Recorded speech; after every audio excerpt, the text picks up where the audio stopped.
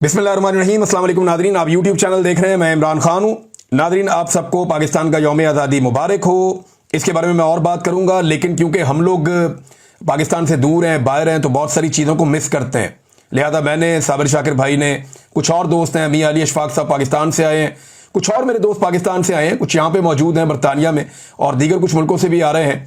तो हम सब इकट्ठे हो रहे हैं यहाँ मैनचेस्टर में विंसलो रोड पे जगह है अरेबियन नाइट कैफ़े। यहाँ से हम लोग सब इकट्ठे होंगे पाकिस्तानी परचमों के साथ, और हम सब पाकिस्तान जिंदाबाद कहते हुए एक गैदरिंग करेंगे। और मैं उम्मीद करता हूँ हमें ऐसा लगेगा जैसे हम पाकिस्तान में मौजूद हैं, और जो कमी है वो शायद पूरी हो जाए इस तरह से।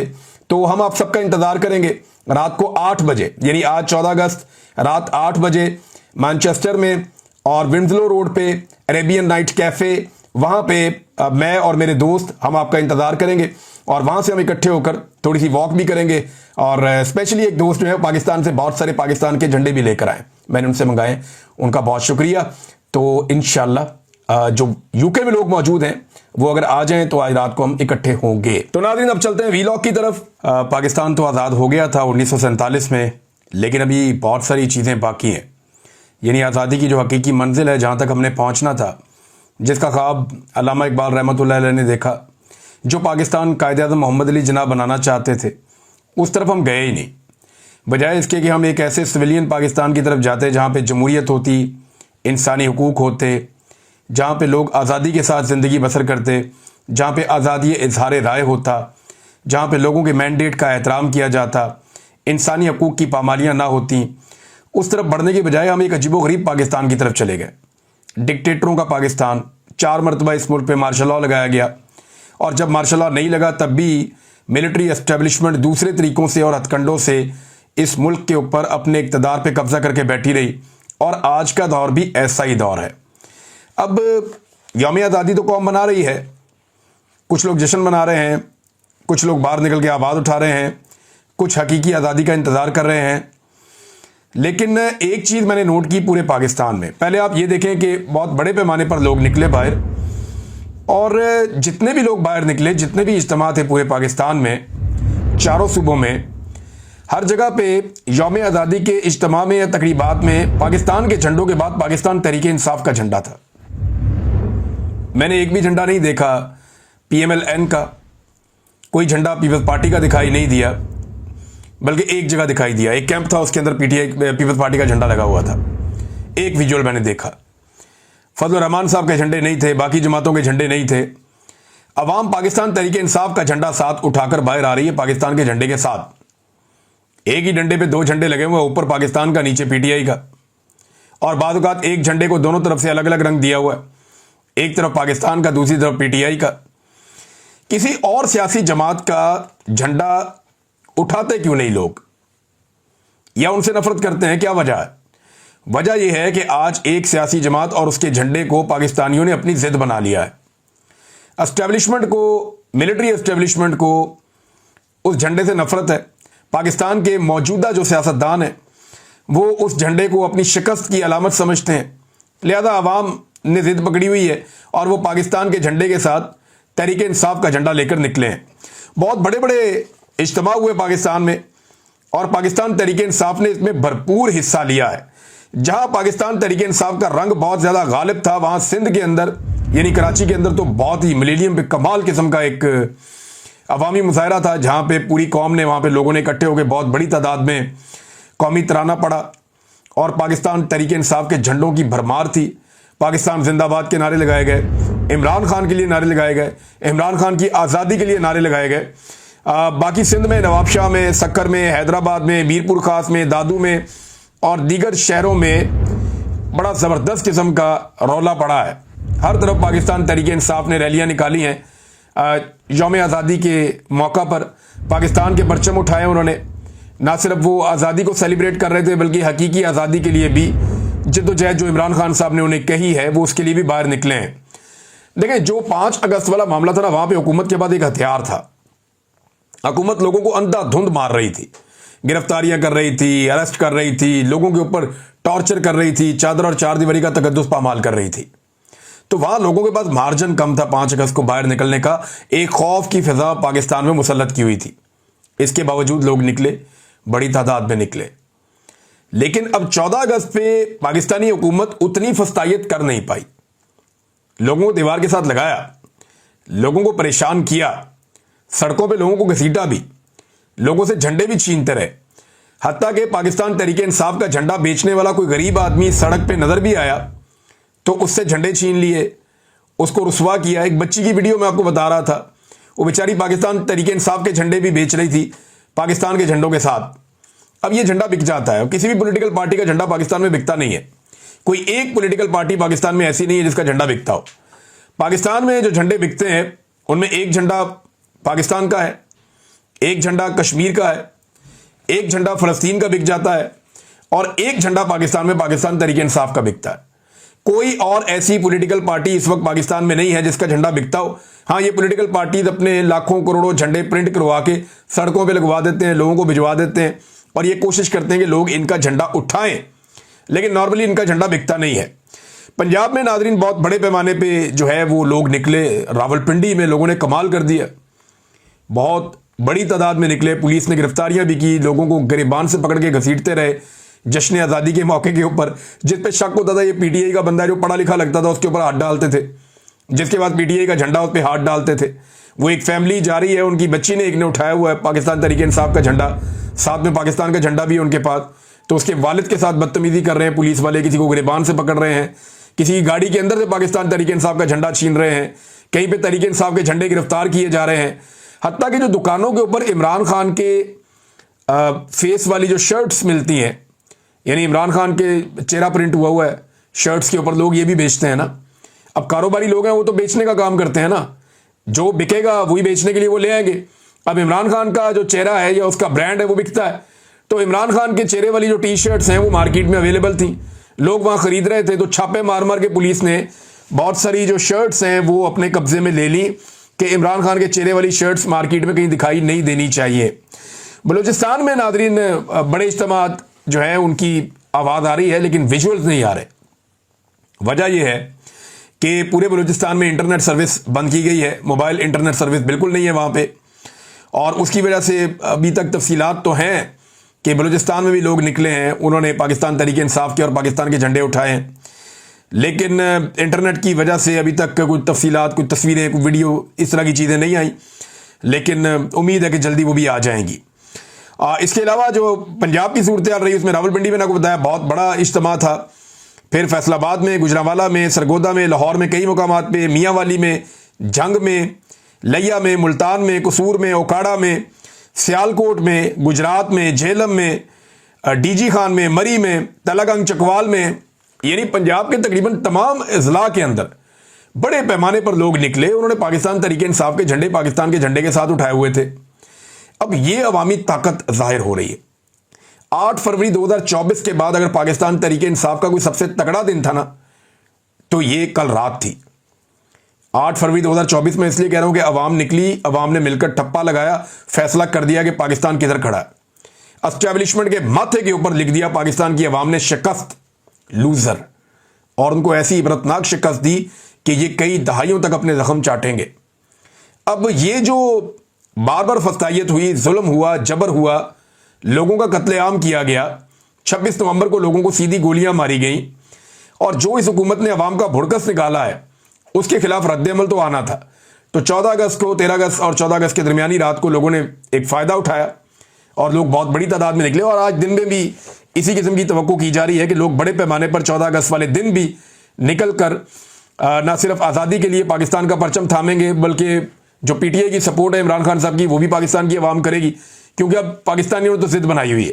अटक में नादरीन बड़ा जुल्म हुआ, वहाँ पे कारकुनों के साथ पुलिस ने बड़ा तशद्दुद किया, मियांवाली में फायरिंग भी की और आंसू गैस के शेल भी फेंके, और जो ईमान ताहिर साहब हैं उनकी गाड़ियाँ भी पुलिस जब्त करके ले गई, उनके कारकुनों को भी गिरफ्तार कर दिया। बहुत सारे कारकुनों के साथ, बहुत सारे लीडर के साथ बड़ा जुल्म हुआ है, लेकिन इसके बावजूद लोग डटे रहे। मरी रोड के ऊपर बड़ा ज़बरदस्त पाकिस्तान तहरीक इंसाफ के लोगों ने और पाकिस्तानी अवाम ने निकल कर बड़ा ज़बरदस्त मुजाहरा किया है।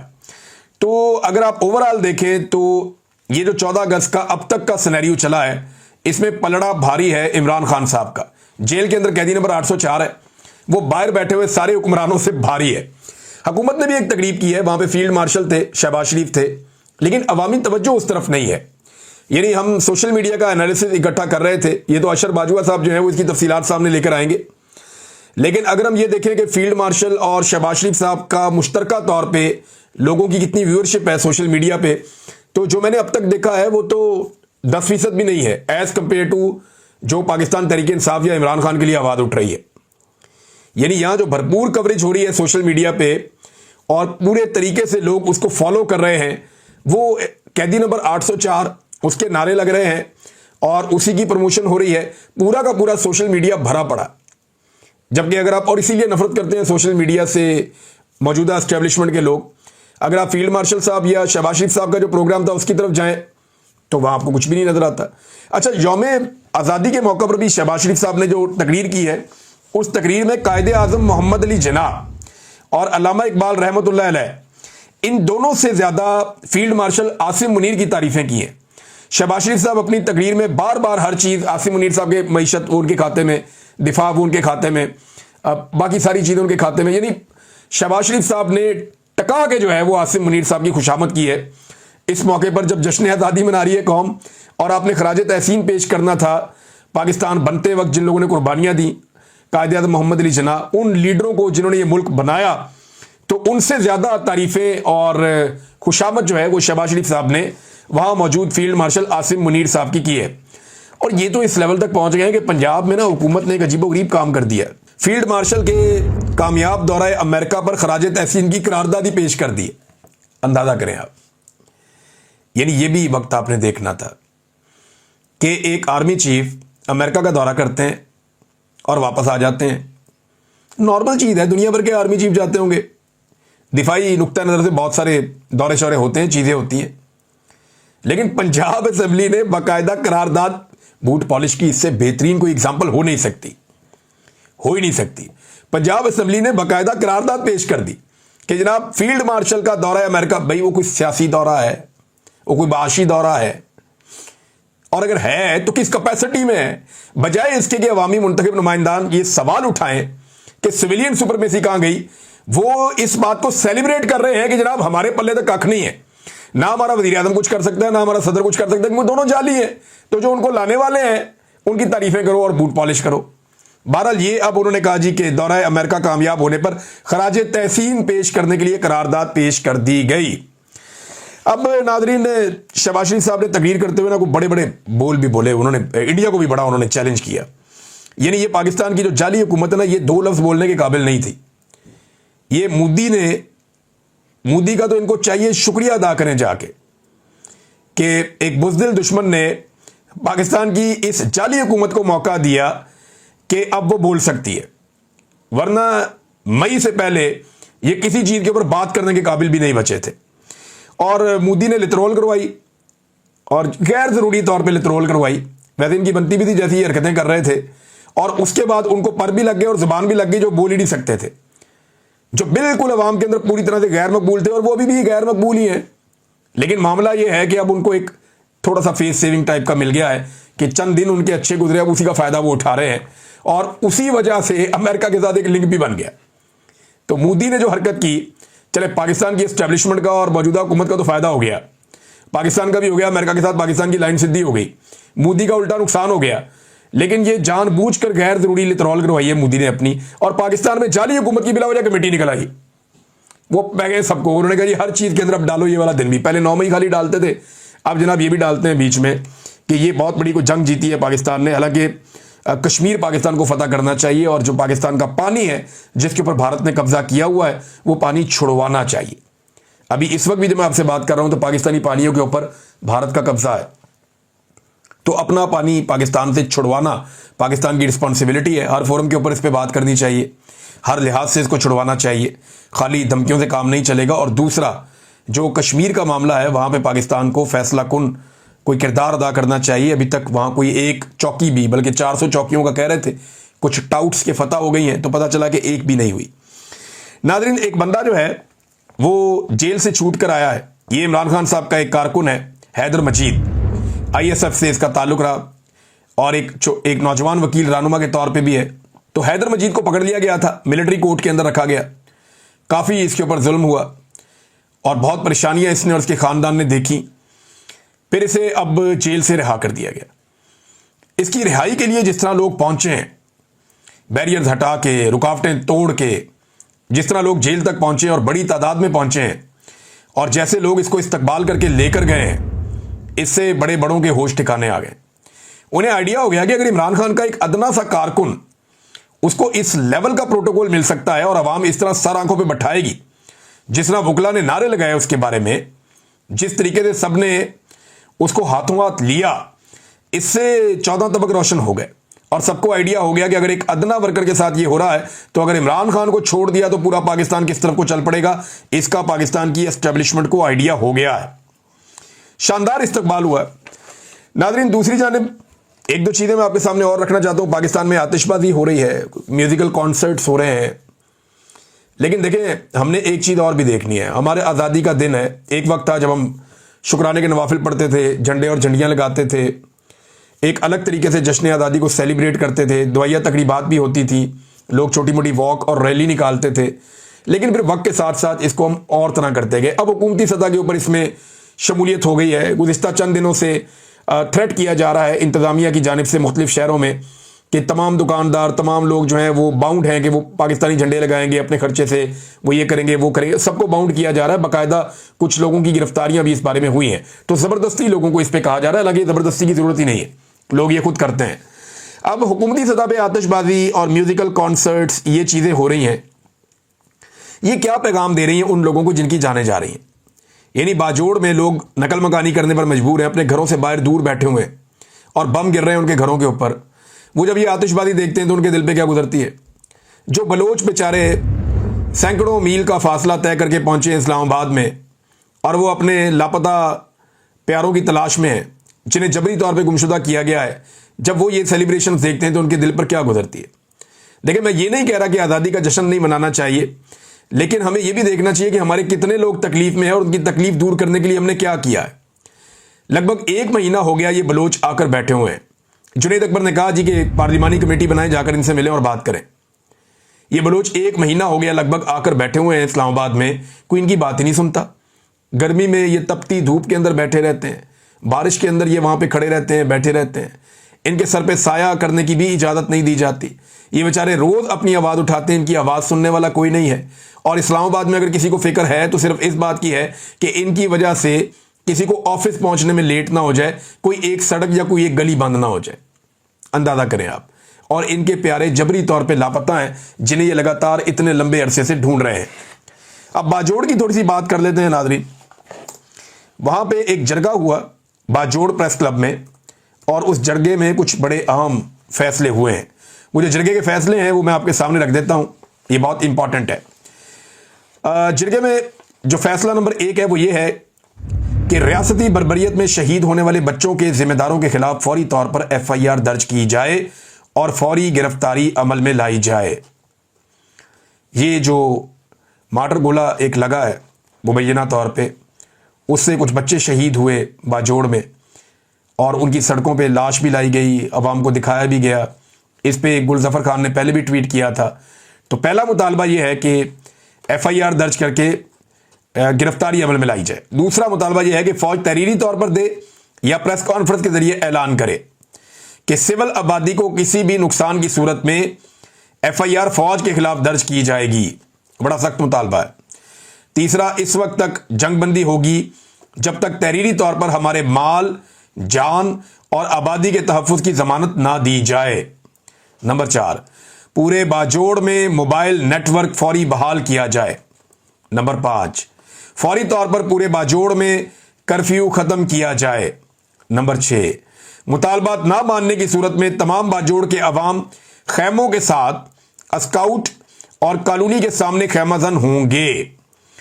और आखिर में उन्होंने कहा जी कि कल तमाम बाजोड़ के लोग सुबह 9 बजे, यानी आज के दिन में सुबह 9 बजे तमाम बाजोड़ के लोग काले झंडों के साथ उमरी चौक पहुंच जाएं। आज पाकिस्तान का जश्न आज़ादी है, यौम आज़ादी है। और हमारा एक बड़ा ही प्यारा इलाका, बड़े गयूर पश्तूनों का इलाका बाजोड़, वहाँ के लोग काले झंडों के साथ सुबह 9 बजे पहुँच रहे हैं उमरी चौक में। ये बड़ी अफसोसनाक सूरत हाल है। पाकिस्तान की रियासत को इसके बारे में सोचना चाहिए। गंडापुर साहब की जो हुकूमत है वो एक तरफ कहती है ऑपरेशन करेंगे, एक तरफ कहती है हम नहीं करेंगे। एक तरफ ऑपरेशन की हमायत करती है, दूसरी तरफ कहते हैं कि किसी का बाप भी ऑपरेशन नहीं करवा सकता या कर सकता। एक तरफ कहते हैं हमने कोई इजाजत नहीं दी, कोई ऑपरेशन हो ही नहीं रहा, दूसरी तरफ कहते हैं ये जंग हम जीत कर दिखाएंगे। तो इतनी कन्फ्यूजन आज तक पाकिस्तान की तारीख में एस्टेब्लिशमेंट ने फैलाई है या उसके बाद ये गंडापुर साहब ने फैलाई है। कोई क्लैरिटी नहीं है उनकी थॉट में, कोई क्लियर बात वो कर नहीं रहे अभी तक। तो नाज़रीन, अब तक के लिए इतना ही। अपना ख्याल रखिएगा, अपने इस चैनल का भी। आप सबको एक मरतबा फिर पाकिस्तान का यौम आज़ादी मुबारक हो। कि जो लोग यूके में रहते हैं उन सबको मेरी तरफ से दावत है। आज मैं आप लोगों का इंतज़ार करूंगा।